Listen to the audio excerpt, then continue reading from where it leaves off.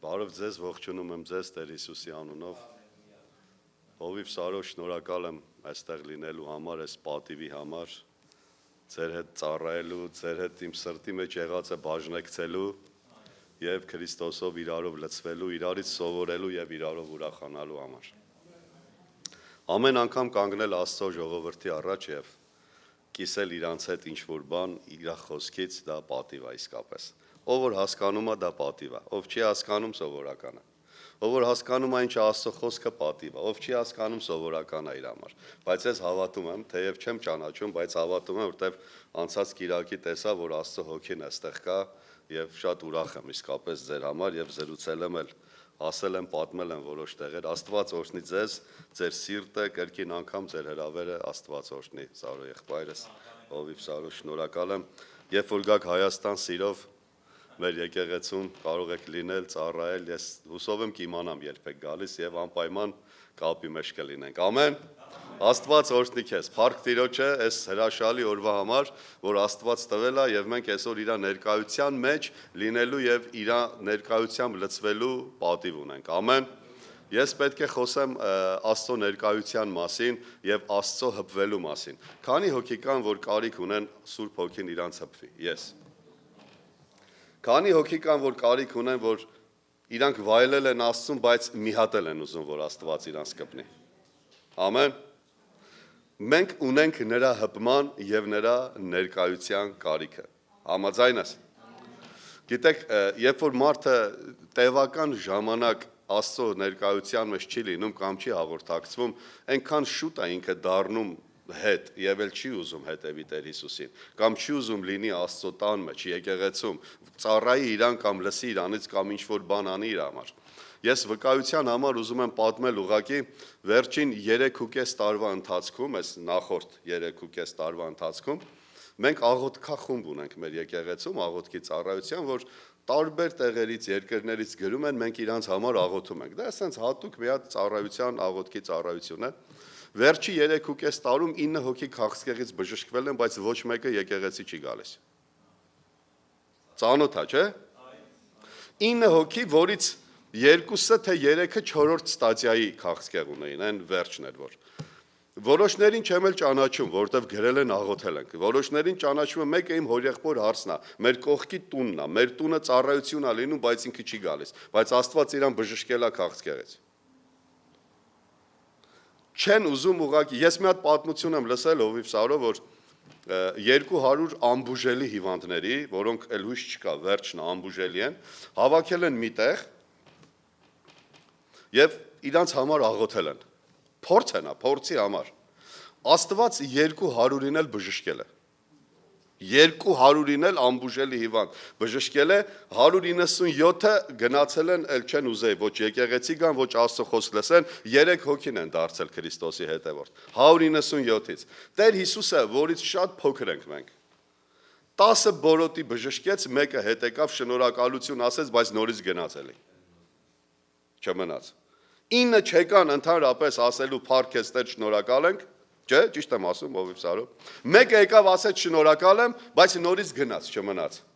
Մենք Աստծո հպման կարիք ունենք եւ Աստծո հոգով մեր ներսում Աստծուն հետևելու որոշման կարիք ունենք, որ մենք որոշենք, ես այսուհետ պիտի դառնամ Քրիստոսի հետևորդ, ամեն։ Մենք պիտի կարոտենք Հիսուսի ներկայությանը։ Մենք պիտի ուզենք իր ներկայություն։ Ամեն Տեր Հիսուսը մի հատ կույր էր բժշկում, կպավ ասմա իր աչքերին, այս մարդը կույր էր, ասմա այս մարդը սկսեց տեսնել ինչ-որ բաներ, Հիսուսը հարցրեց, ասեց, ինչ ես տեսնում, ասեց, մարդկանց տեսնում եմ ծառերի նման, սենց թարս էր տեսնում, հետև ոտերը վերև, մարդկանց գլուխը ներքև, այդպես էր տեսնում մարդկանց ծառերի նման, Հիսուսը մի հատ էլ կպավ իրան, դրանից հետո ասեց, հիմա ուղիղ եմ տեսնում։ Հիսուսը շատերիս կպել է, մենք վերստին ծնվել ենք, հավատացել ենք, ինչ-որ բաներ վայելել ենք, մեր հոգու աչքերը բացվել է, ինչ-որ բաներ տեսնում ենք, բայց լիքը հոգևոր բաներ կա, որ թարս ու շիտակ ենք տեսնում, եւ կարիք ունենք, որ Աստված նորից մի հատ կպնի մեզի, որպեսզի սկսենք ավելի ուղիղ տեսնելու, ամեն, տեսնելու շիտակ այնց ոնց որ Աստված ա ուզում, կամ ոնց որ ստեղծել է, որ մենք տեսնենք, ամեն, մեկ ասես, ամեն, ես որ անծանոթ լսարանը իմանամ լեքսիկոնս հասանելի է, էլի, խոսակցականս, դրա համար եմ խնդրում, որ արձագանքեք։ Առաջի թագավորացի մեջ մի հատ պատմություն կա Հեղի եւ Սամուելի վերաբերյալ, Սամուել փոքրիկը տաճարի մեջ էր ապրում, գիտեք չէ պատմությունը, եւ այնտեղ մի հատ շատ հետաքրքիր խոսք կա գրած, ասում է Սամուելը քնում էր տաճարի այն սենյակում, որտեղ դրվում էր ուխտի տապանակը։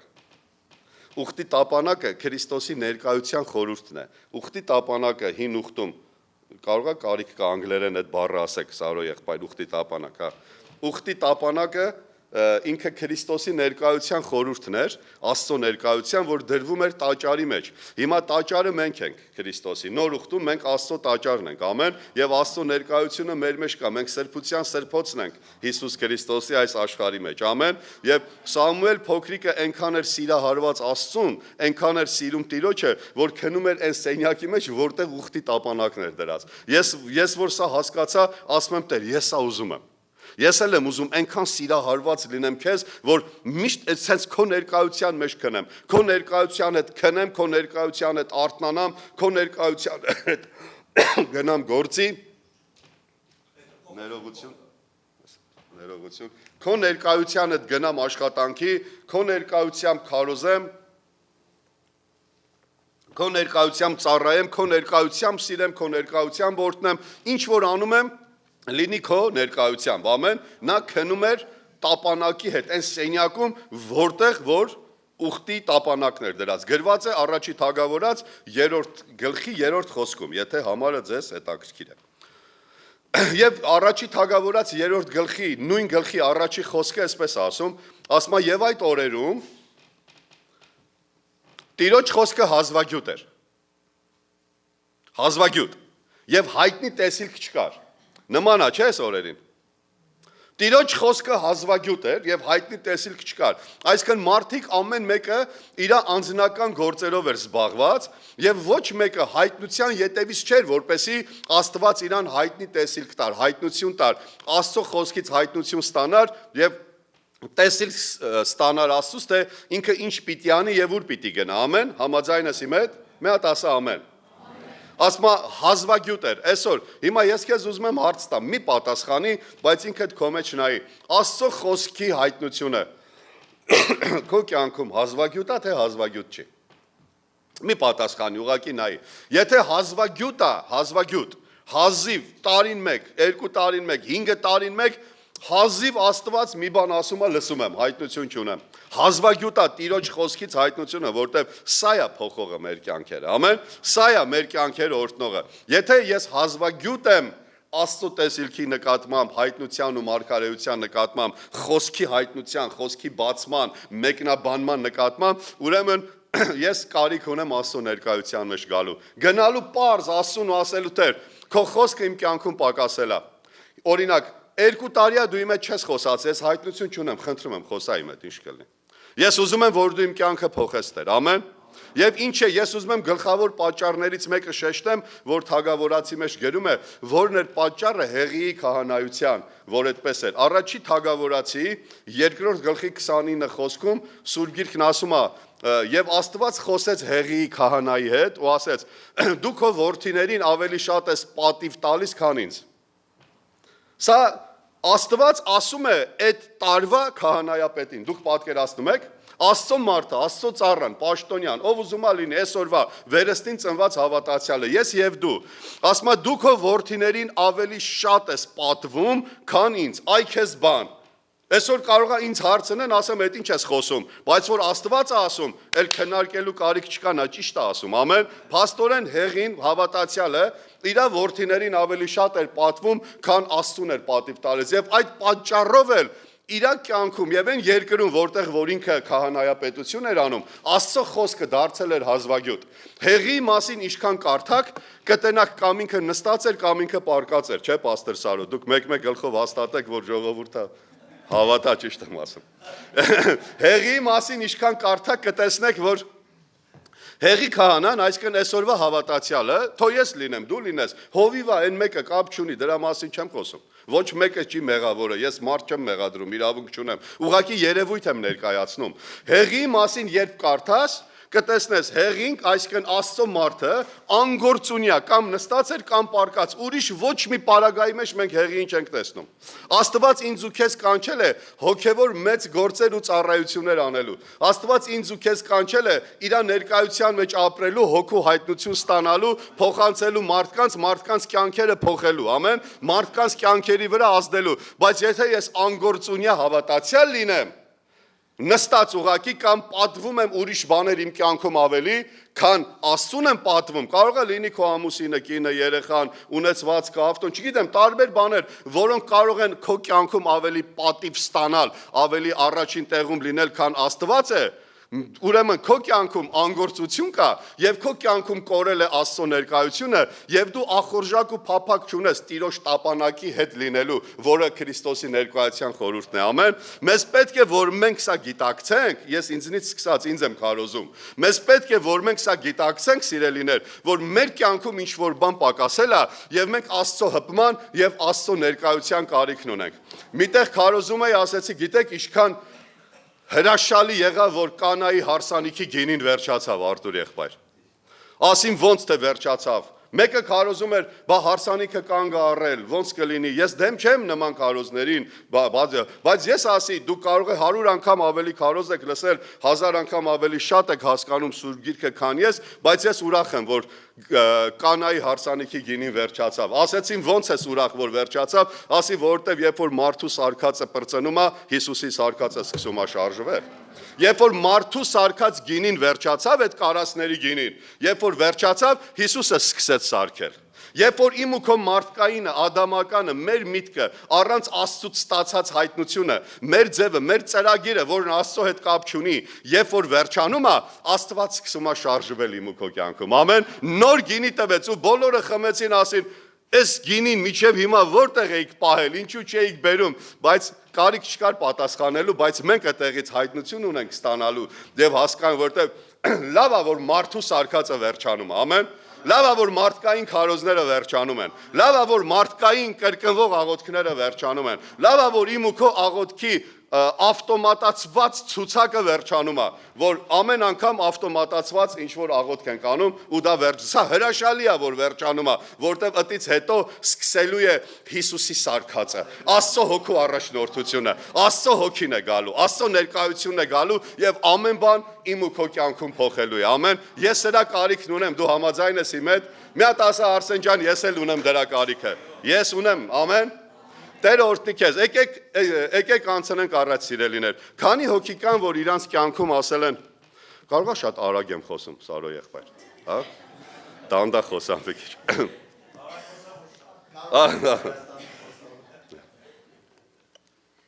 Քանի հոգի կան, որ իրանց կյանքում, ես ինքս այտենց եմ արել, հիմա էլ եմ անում, որ իրանց կյանքում խոսացել են իրանց տեսիլքի մասին, տեսիլք իմացակ ինչ եմ ասում, ոչ թե Աստված քնած տեղ բանա ցույց տվել, այլ նպատակի մասին եմ խոսում, դիտավորության, նպատակի, որ դու ունես նպատակ, օրինակ 10 հատ եկեղեցի հիմնելու Քրիստոսի համար, օրինակ, նպատակ ես դրել ավետարանչություն, միսիոներություն անելու, որ մի քանի հազար մարդ փրկվեն գան Քրիստոսին։ Նպատակ, որ դու դառնալու ես հովիվ, լավ բաներ են։ Նպատակ, որ դու քարոզիչ ես դառնալու։ Նպատակ, որ Աստված քեզ կանչել է Աստծո խոսքը սովորեցնելու։ Եվ նմանատիպ նպատակներ։ Քանի օք են, օրինակ մեր մոտերը շատ այլ, Արսեն եղբայր Տերը հետս խոսացել է։ Հեսա տեսնեցում եմ ինչ անեմ, անցել է կարճ ժամանակ, իրանց խոսակցական բառամթերքը փոխվել է։ Էլ նույն ոգևորությամբ ու ջերմությամբ չեն խոսացել։ Գիտեք ինչ ա եղել։ Ես հավատում եմ, որ այն ժամանակ, որ իրանք խոսում էին, Աստված այդ սերմը տեսիլքի գցել էր իրանց մեջ։ Բայց իրանք չհետևեցին դրան, չեղան դրա հետևից։ Եվ էդի կամած մարեց, վերջացավ։ Գիտեք, երբ որ Աստված սերմը գցում է մարդու կյանքում, դա հղիության process-ի պես բան է, որտեղ մարդը սկսում է հղիանալ Աստծո գցած տեսիլքով։ Հասկանում ենք իրար ինչ եմ ասում։ Ամեն։ Մենք դա սկսում է մեր մեջ աճել, դա սկսում է մեր մեջ մեծանալ։ Հիմա տանում եմ ուրիշ տեղ, էլի դրա համար այտենց պատմեց։ Հիմա Եղիսաբեթին հիշում եք Զաքարիայի կնոջը, որ Հովանես Մկրտչին ծնեց։ Հիշում եք, սենց արա, ասա ամեն, հիշում եմ։ Հիշում ես, չէ, երկնքից էր թե չէ։ Երկնացիներ, չէ՞։ Աստված Զաքարիայի հետ իր ծառայության ժամանակ Աստծո տաճարում խոսել էր, որ դու որդի ես ունենալու, ինքը լինելու է Հիսուսի ճանապարհի հարթողը եւ այլն, ել չմանրացնեմ, պատմությունը գիտեք, չէ՞։ Եվ դա Հովհաննես Մկրտիչն էր։ Ղուկաս 1:40-41 այդ խոսքերում եթե նայեք, ասում է եւ Մարիամը, որ հենց նոր էր հղիացել Հիսուսով,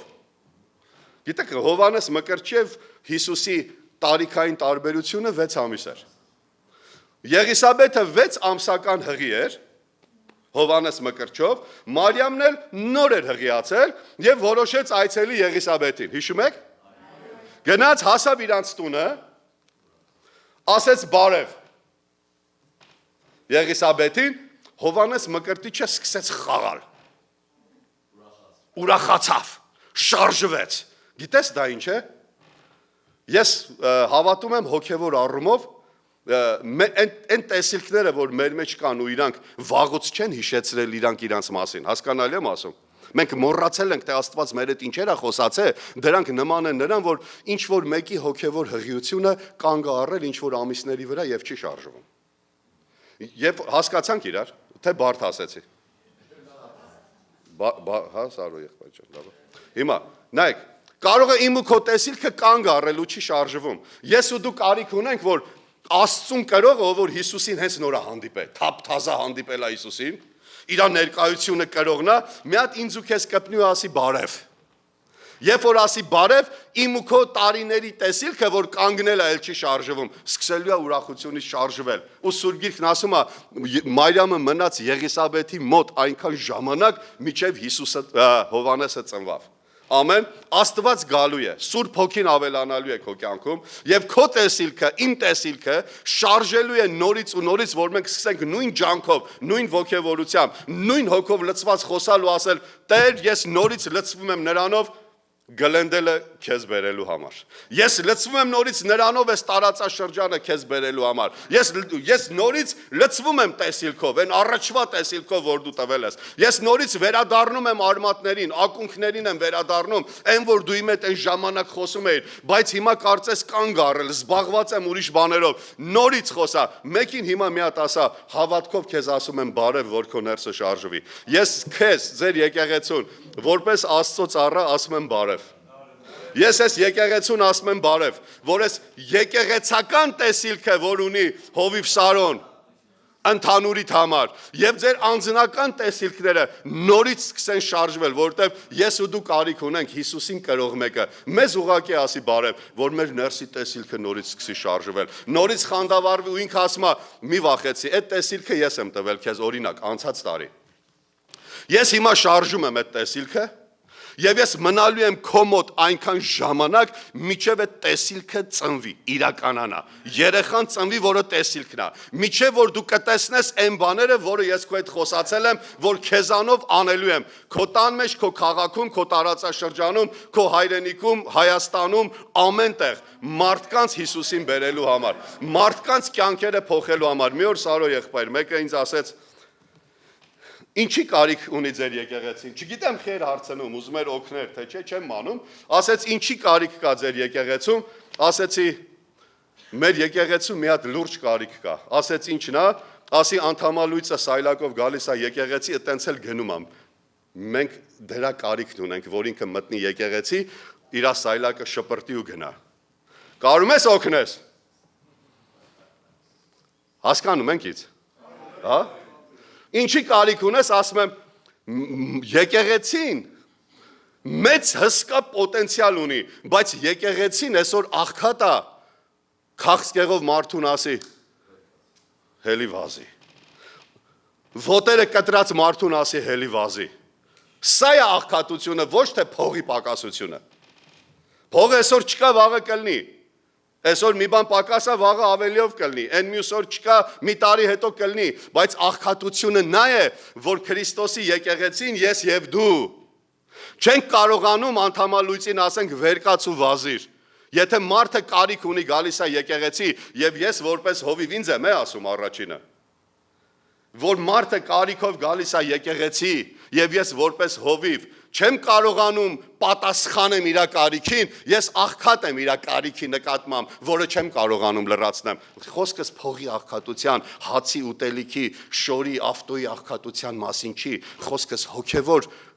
չակերտավոր սխալ աղքատության մասին է, ոչ թե այն, որ Հիսուսն ասել է Երանի հոգով աղքատներին, դրա մասին չեն խոսում, ամեն, որ դու չես կարողանում կարիքավորի հիվանդի պատասխանը տաս, որտեվ ես ու դու կոչված ենք մարդկանց պատասխանը տալու։ Քրիստոսի եկեղեցին այս աշխարհի վրա պատասխանն է ամեն կարիքի։ Հիսուսը ինձ ու քեզ է ընտրել այս աշխարհի բոլոր կարիքներին պատասխանելու համար, բայց ես փախնում եմ Աստծո ներկայությունից։ Ես չեմ ուզում տապանակի հետ լինել, ես չեմ ուզում ավետարան կարդալ, ես փախնում եմ, ես չեմ ուզում եկեղեցում լինել, ես չեմ ուզում այսինչ բաներն անել, դրա համար էլ սիրելիներ, Աստծո ներկայությունը չի գործում իմ ու քո կյանքում, այնց ոնց որ ինքը ուզում է որ լինի։ Ամեն, ես չեմ ասում ընդհանրապես չկա, ես խոսում եմ ավելիի մասին, եթե դու հիմա մտածես, որ ինչ որ ես հիմա ասում եմ, դու դա ունես, էլ ավելիի կարիք չունես, դու խաբված ես ուրեմն դու սխալվում ես, դու շատ լավ բաներ ունես, դու ունես Աստծո ներկայությունը, Աստված օրհնել է քեզ, բայց ես խոսում եմ ավելիի մասին, ես խոսում եմ ավելի այն կողմի մասին, որ դու կարողանաս անդամալույցին ասես, քաղցկեղով հիվանդին ասես, բնագրի մեջ, բնագիրը հասկանալի բառ է, չէ՞, Սարո եղբայր, բնագրի մեջ այսպես է գրում, որ ասում է եւ իրիկուն եղավ, ինչքան հիվանդներ կար, բերին գցեցին Հիսուսի ոտքերի մոտ եւ Հիսուս իրանց բժշկեց, բնագրի բառը այսպես է, ասում է Հիսուսին բերել էին անդամահատվածների, նրանք ովքեր ականջ չունեին, թև չունեին, ոտք չունեին, անդամահատված էին, ասում է եւ Հիսուսը իրանց անդամներ էր տեղադրում։ Դուք հասկանում եք, ոտ չունեցող բերում էին Հիսուսի մոտ, Հիսուսը կպնում էր այդ մարդու, ոտը սկսում էր աճել։ Թև կտրած բերում էին Հիսուսի մոտ, Հիսուսը կպնում էր այդ մարդու, իր թևը սկսում էր աճել, ամեն։ Պետրոսը մի օր ուզեց մարդկային բան վարվի, մարդկայնորեն վարվի, իր սուրը հանեց, չէր հասկացել խոսքը, որ Հիսուսն ասել էր սուր վերցրեք, ինքը չէր հասկացել, որ ինքը սրի, թերի մասին չի, դանակի մասին չի, սուրը վերցրեց եւ Մաղքոսի ականջը կտրեց, Հիսուսը կպցրեց այդ մարդու ականջը, ամեն, մենք ունենք փաստերը ավետարանում, ինչի կպցրեց, որտեվ Սուրբ Գիրքն ասում է, այս մարդը քահանայապետի ծառան էր եւ 5 կտակարանում այսպես էր, եթե մեկը անդամահատված լիներ, նա չէր կարող տաճարում ծառայություն անել, որտեվ պիղծ էր համարվում, անդամահատված էր համարվում եւ Հիսուսը վերականգնեց իր ականջը, որպես ինքը տաճարում իր ծառայությունը շարունակի։ Սատանան այսօր մարդկայնորեն մարդկանց օգտագործել է մեր կյանքում լիքը բաներ է քանդել, ջարդել, մեկի փառաբանությունն է կտրել, մեկի եկեղեցի գալն է կտրել, մեկի աղոթքն է կտրել, մեկի Սուրբ Գիրք կարդալն է կտրել, մեկի սերն է կտրել, մեկի ներելն է կտրել, մեկի խաղաղությունն է կտրել, մեկի ուրախությունն է կտրել, հասկանում եք ինձ։ Ինչ որ մեկը տարել է դա քեզանից, ես ու դու կարիք ունենք, որ Հիսուսը այսօր այս գողացված բաները մեր կյանքում վերականգնի, որպեսզի մենք նորից սկսենք ծառայել Աստծո տանը, մենք նորից սկսենք ծառայել Աստծուն, ես վերականգնման կարիք ունեմ։ Միգուցե քո հայացքը իմ ականջը կտրել է։ Միգուցե քո դառը նայելը հայացքը իմ ներսում ինչ որ բանը ջարդել եւ ես կարիք ունեմ քո հայացքից ազատագրվելու եւ վերականգնվելու, որ հասկանում եք ինձ իրար, ամեն, եւ նորից սկսեմ ծառայել Աստծո տան մեջ։ Հիսուսը վերականգնող Աստված է եւ նա ուզում է քո նախքին փառքը վերականգնի, քո նախքին հարաբերությունը իր հետ ուժեղ հարաբերությունը վերականգնի։ Նա այդպիսի Աստված է, ամեն, համաձայն ես իմ հետ։ Եվ եկեք անցնենք առաջ, Հովանու ավետարանի մեջ մի պատմություն կա, ասում է, եւ Հիսուսը պիտի անցներ մի հատ գյուղի միջով, Սամարիայի մի հատ գյուղի միջով, հիշում եք, հայտնի պատմություն է, Սամարացի կնոջ պատմությունը, հուսով եմ բոլորդ ինձանից շատ կարդացած եք դա։ Սամարացի կնոջ պատմությունը, բայց ուրիշ բան եմ ասում, խնդրում եմ լսես, չասես գիտեմ, ուղղակի խնդրում եմ, որ կենտրոնանաս ու լսես։ Եվ 4:6 այսպես է գրում, եւ ասում է, Հիսուսը եկավ մի հատ գյուղի մեջով որ անցներ, ասում է այդտեղ Հակոբի ջրհորից մի հատ ջրհոր կար, հիշում եք, ասում է Հիսուսը եկավ նստավ այդ ջրհորի վրա եւ ժամը 6-ն էր, կամ 6-ի մոտ էր, նայած թարգմանության, ամեն, ճիշտ եմ ասում, ամեն, եւ ժամը 6-ի մոտ էր, ինչ է սա նշանակում, եկեք նայենք Հակոբի ջրհորին,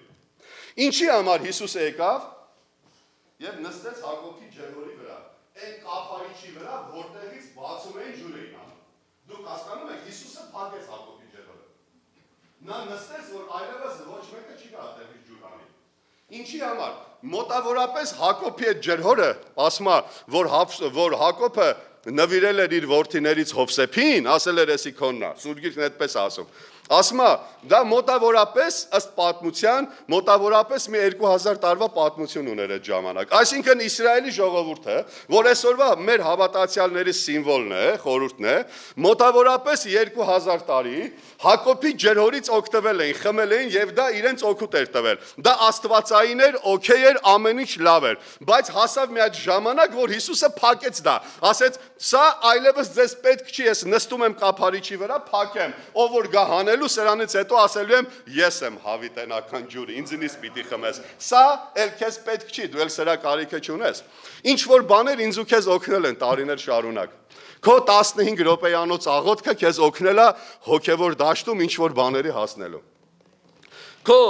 10 օրը 2 անգամ Սուրբ Գիրք կարդալը քեզ օգնել է ինչ որ իմացություն ձեռք բերելու Հիսուսի մասին կամ հայտնություն ստանալ Աստծո խոսքից եւ այլն։ Ամիս 1 իմ ու քո եկեղեցի գալը ինչ որ հարցերում մեզ օգնել է, բայց Հիսուսը այսօր փակում է դա։ Ասում է վերջ, բրծավ։ Սա փակում եմ, սա իր օգուտը տվեց, վերջացավ։ Դու հիմա ունես նոր բանի կարիք։ Այս ջրհորը իմ սիմվոլիկան էր, իմ մասին էր խոսում։ Այս Հակոբը, որ ջրհոր էր փորում, ինքը իր մեջ գիտեր, որ դա ես եմ, որ գալու եմ, որտեվ Եբրայեցիս 11-ն ասում է, օրենքը գալիք բարիքների շուկն է, ոչ թե դրանց բուն կերպարանքը, ինչ որ կատարվում էր հին կտակարանում, սիմվոլ էր նոր կտակարանի, որ պիտի լիներ, ամեն, եւ Հակոբի ջրհորը խորհուրդն էր հավիտենական ջուր աղբյուր ունեցող Հիսուս Քրիստոսի, որտեվ ինքը այդ կնոջն ասեց, ես քեզ տալու եմ հավիտենական ջուր, որ դու այլևս չես ծարավելու։ Հակոբի ջրհորը լավ էր, ամեն օր գալիս էիք դույլով ջուր էիք հանում, ամեն։ Տանում էիք, օգտագործում էիք, խմում էիք, լվացք էիք անում, շոր էիք լվում, աման էիք լվում եւ այլն, բայց ամեն օր գալիս էիք։ Սրանից հետո ես եմ, ինձնից ով որ սկսի խմել, հավիտյան չի ծարավելու։ Ամեն։ Մեկ եւ Հիսուսը 7 անգամ ասեց, լսել եք որ ասվավ։ Չէ, ովիվ սարո։ Ամեն։ Հիսուսը 7 անգամ ասեց, լսել եք որ ասվավ, էսի մի արա, էսի մի արա, էսի մի արա, էսի մի արա, էսի մի արա։ Ինչ էր դա նշանակում, այսինքն ինքը ասում էր, լսել եք Մովսեսից ինչ էր ասում, դա նշանակում է սա, հիմա ես եմ ասում։ Լսել եք Հովիվ Սարոյից, լսել եք, Արսենից լսել եք, լսեցիք այսօր, այն մեկից լսել եք, շատ լավ է հրաշալի ու ճիշտ է, բայց դու կարիք ունես անձամբ Հիսուսից լսելու։ Հիսուսն ասում է, դու պետք է գաս եկեղեցի եւ լսես Հովիվ Սարոյի քարոզները։ Սա ճիշտ է, այդ կարգը ես եմ սահմանել, ասում է Հիսուսը, բայց դու ինձնից կարիք ունես լսելու։ Ամեն։ Դու ինձնից, հիմա Հիսուսն ասում է, լսել եք Արսեն ինչ էր ասում։ Ճիշտ էր ասում։ Ոչինչ, ասում էր, սխալ բան չէր ասում, բայց հիմա ես եմ ասում։ Լսել եք Մովսեսն ինչ էր ասում, հիմա ես եմ ասում։ Ինչի, որտեվ Մովսեսը քարոզում էր Հիսուսի մասին, որտեվ Սարո հովիվը քարոզում է Հիսուսի մասին, եւ մենք կարիք ունենք Հիսուսից լսելու, թե հիմա ինքը ինչ ասում։ Սա մի հատ նոր level է հոգեվոր բանի մեջ, level չէ, ճիշտ ասեմ բառը։ Սա նոր level է հոգեվորության մեջ, ամեն։ Ջրհորը Հիսուսը որ փակում է, նստում է ջրհորի վրա, այսպես նստում է, ասում է վերջ, էսի էլ չի աշխատում, խարավ է լավ։ Պրծավ, ինքը իր ժամանակին օգուտը տվեց պրծավ։ Եբրայեցիս ուզում եմ համարը հիշեմ 7-ի որ սխալ ասեմ կներեք, բայց հաստատ կա։ Վերջում կասեմ համարը։ Եբրայեցիս թղթում ասում է, որ առաջի պատվերը խափանվում է, նախկինը խափանվում է իր տկարության եւ անօգտակարության պատճառով։ Հիմա առաջի պատվերը, նախկին պատվերը, հին կտակարանը լավ էր թե լավ չէր։ Լավ էր։ Պողոսն ասում է օրենքը սուրբ էր, բարի էր, ամեն ինչ էր, արդար էր, Աստծուց էր, ամեն, բայց ասում է ինքը խափանվավ։ Ինչի՞, որտեվ ինքը իր ֆունկցիան վերջացրեց, դառավ անօգտակար։ Ինքը խոսում էր, քարոզում էր Հիսուսի մասին, եւ Հիսուսն եկավ, մնացած բոլոր բաները դառան անօգտակար։ Նախկին պատվերը խափանվեց, որտեվ եկավ Հիսուսը։ Ինքը այդ պատվերը խոսում էր Հիսուսի մասին ու իր էության մեջ էսի կար։ Ես քարոզում եմ մի հատ Հիսուսի մասին, որ ինքը գալու է, հենց որ ինքը եկավ, ես զերոյանում եմ, ես այլևս պրծա, ես իմ ֆունկցիան կատարեցի, հասկանալի եմ ասում, հիմա ջերհորն իր ֆունկցիան արեց, վերջացավ, պրծավ, էլ ջերհոր պետք Հիսուսն ասեց ինձնից պիտի խմես, ինչ էր սա նշանակում, եւ ինչի էր ժամը 6-ը, Սուրբ Գիրքը ոչ մի բան պատահական չի գրում սիրելիներ, ինչի ժամը 6-ը, հրյաների համար օրը սկսում էր երեկոյան ժամը 6-ից, եթե դուք ուշադիր եք կարդացել ավետարանը, Հիսուսի խաչելության ժամերի մեջ 6 ժամվա տարբերություն կա, Հովանեսը գրել է հռոմեական լսարանի համար, մնացածը գրել են հրեական լսարանի համար, հռոմեական լսարանը հետանոսները, օրը հաշվում էին 12-ից գիշերվա, մեր նման, ոնց մենք հիմա ենք հաշվում 0000, չէ, Սարո եղբայր, ստեղել ա տենց, 0000, իսկ հրեաները 6 ժամ իրանցից հետ էին, հասկանում եք, իրանք առաջ էին ներողություն, ավելի շուտ էին սկսում, իրիկվա 6-ից, հիմա Սուրբ Գիրքը, որ ասում է եւ երեկոյան ժամը 6-ի մոտ էր, որ Հիսուսը փակեց Հակոբի ջրհորը, դա նշանակում է այն, որ հինը, մարդկայինը, հնուց ինչ որ ունես, թեկուզ լավ, այս սենց օրտնված հները,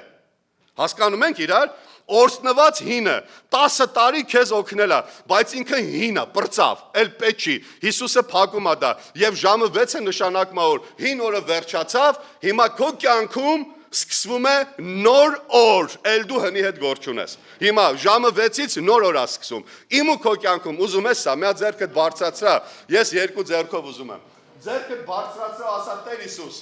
ես ընդունում եմ քո կյանքի, քո տված նոր օրը, միա ձեռը դիր քո վրա ասա, իմ համար հիմա ժամը 6-ն է, եթե հասկացել ես ինձ, իմ համար հիմա ժամը 6-ն է, որը նոր օրի սկիզբ է, հինը վերջացավ, Հակոբի ջրհորը վերջացավ եւ գալիս է Հիսուսից լսելու, Հիսուսից սովորելու եւ Հիսուսի տվածի ժամանակը, համաձայն ես իմ հետ, ուզում ես սա, ես ուզում եմ, ես շատ եմ ուզում սա, ես աղոթում եմ սրա համար, ես գալիս եմ Աստծո առաջ սրա համար, ես լացում եմ Աստծո առաջ սրա համար, որպեսի Աստված նոր բան անի, որպեսի Աստված հայտնի տեսիլք տա, որպեսի Աստված հայտնի խոսք ասի, որպեսի Աստված խոսքի հայտնություն տա, մարգարեություն տա, որպեսի Աստված արթնություն բերի, Աստված սերունդ բարձրացնի, մենք տարիներով աղոթում ենք Հովիվ Սարո սերունդի համար, որ Աստված սերունդ տա, որովհետև առանց սերունդի հնարավոր չի, առանց սերունդի, գիտեք, ես մի հատ հոգևոր համալսարան էինք սովորում 2007 թվականին, հովվական համալսարան էր և դասախոսներից մեկը ամերիկացի էր, Լի Ալիսոն, եթե ծանոթ է այդ մարդը, չգիտեմ, հենց քաչալ մարդ էր, ինքը ասեց, մի հատ հետաքրքիր հարց տվեց, 200 հովիվներ ու առաջնորդներ էինք սովորում այդտեղ, ինքը մի հատ հետաքրքիր հարց տվեց, միսիոներության թեման էր, ասեց ինչ եք կարծում, խնձորի ծառի նպատակը որն է, դե բնականաբար ասում ես խնձոր տալը եւ այլն, ինքը ասեց չէ, բա որն է խնձորի ծառի նպատակը, մեկ ուրիշ խնձորի ծառ ունենալը,